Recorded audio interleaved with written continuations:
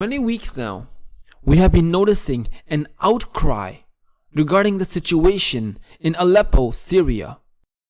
News reports, social media campaigns, and articles have been highlighting the struggles of the Syrian people.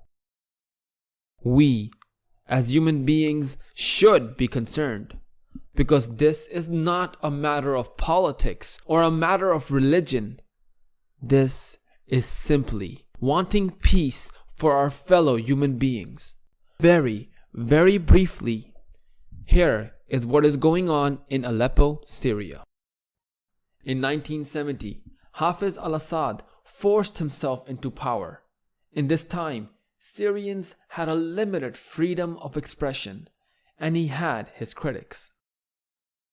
In the year 2000, his son Bashar al-Assad came into power, and many hoped that he would bring political change.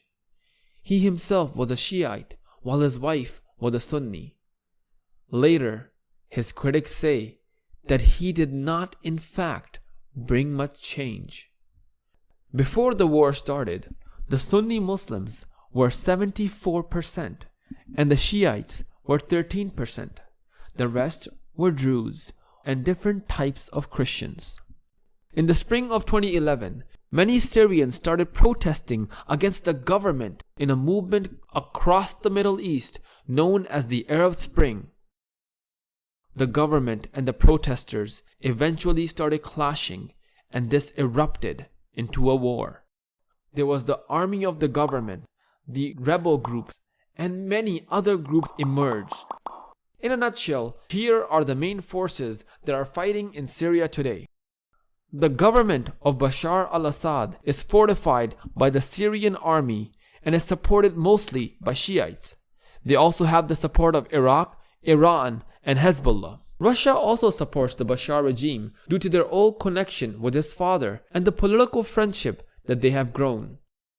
The rebel troops are many. They are mainly supported by local fighters and Turkey. The United States is also not a fan of Bashar due to his inhumane practices, opposition of the invasion of Iraq, and several other reasons. Then comes the third big party, ISIL. They are also fighting for control in this torn land. Now, let's talk about Aleppo. Aleppo is important to both the forces because it is very near the Turkish border, through which the rebels can continue to gain supplies. If the government takes Aleppo, the rebel fighters will no longer be able to receive supplies from Turkey. Aleppo did not really take part in protesting against the government in the spring of 2011. However, in July 2012, rebel fighters started coming into Aleppo and a terrible war ensued.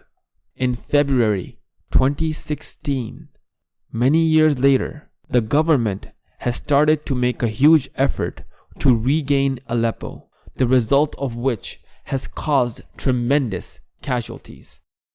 War is very real and has real casualties. Do not let the cries of the Syrian people get muffled. Make your social media profile red. Take part in the political process in helping this situation. Donate to charities like Islamic Relief and the Red Cross, which are working in these cities. And most of all, pray for Aleppo. This is not about politics. This is not about religion. This is about humanity.